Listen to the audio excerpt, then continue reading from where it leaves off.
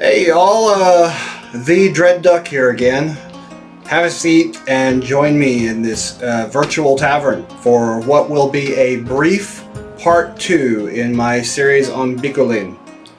As I stated in my previous episode, Bicolline has been a continuous, essentially a continuous fantasy campaign that has lasted 25 years. It's been ongoing for that entire period, with each year adding something new to the story. Each year the Grand Bataille draws about 3,300 or 3,500 participants. So one of the things I wanted to clear up about my previous video, because of the scale of this event, when you participate in one of the Bicolline events, you don't so much create a character, and that's sort of common practice with other LARPs. This system is more akin to that of the SCA, or the Society for Creative Anachronism, where you are encouraged instead to cultivate a persona. Again, as I stressed in my previous video on the subject, I highly recommend keeping the persona as generic as possible starting out. Titles and accolades are earned in-game. So while you may, for example, say that your character is an exiled prince, people really aren't going to care much about your ties to nobility in some unheard of land. So choosing a name for your character is probably the most important thing that you will do. Although you can, of course, change it at any time if you wish. Be prepared to suddenly have several hundred new friends who suddenly know you only by whatever name you have chosen. And they'll probably call you that for the rest of your lives.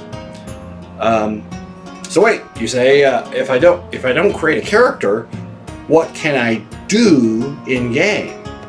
Well, the answer is your character can do whatever you can do. Your character's combat prowess is literally gauged by your performance on the battlefield.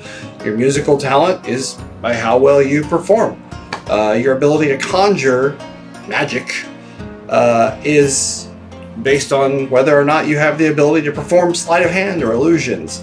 That said, magic is also a bit of a tricky thing in Bicolline, because, make no mistake, some of the characters are very powerful priests and magi, but their powers only manifest in what is known as the virtual game.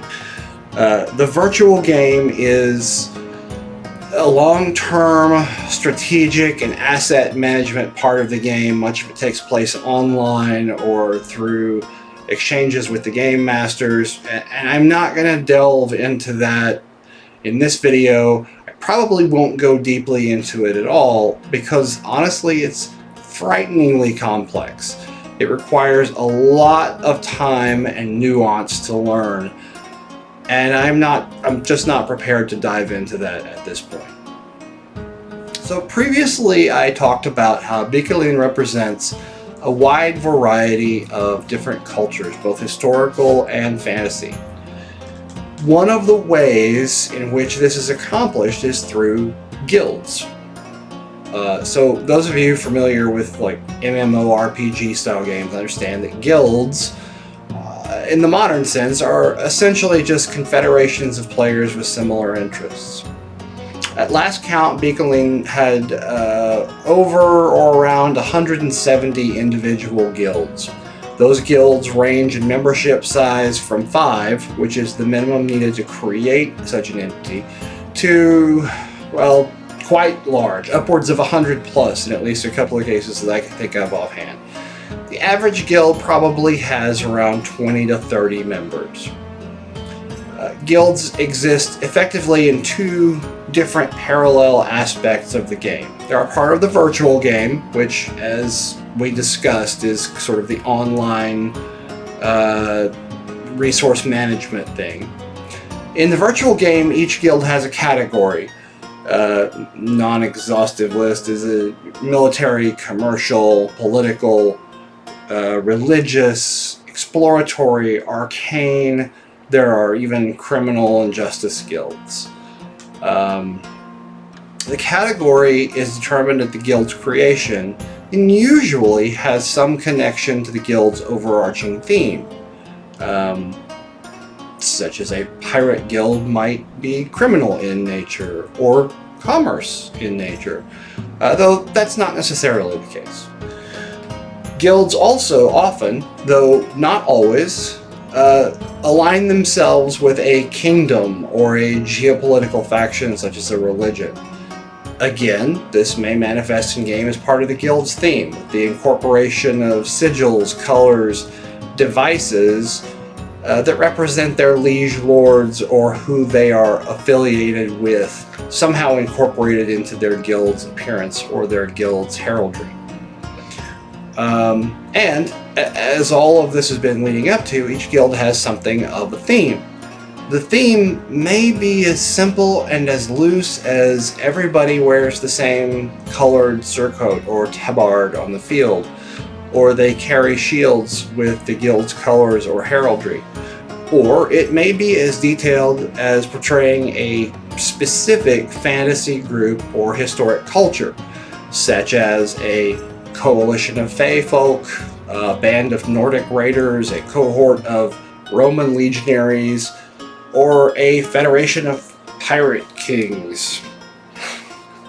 The varied characteristics of the guilds and their cultures create this colorful tapestry of both history and fantasy within the duchy.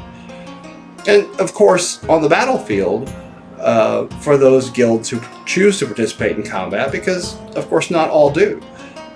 The guild colors and heraldry make up a part of the spectacle of battle, but also in the swirl and confusion of combat helps participants determine friend from foe.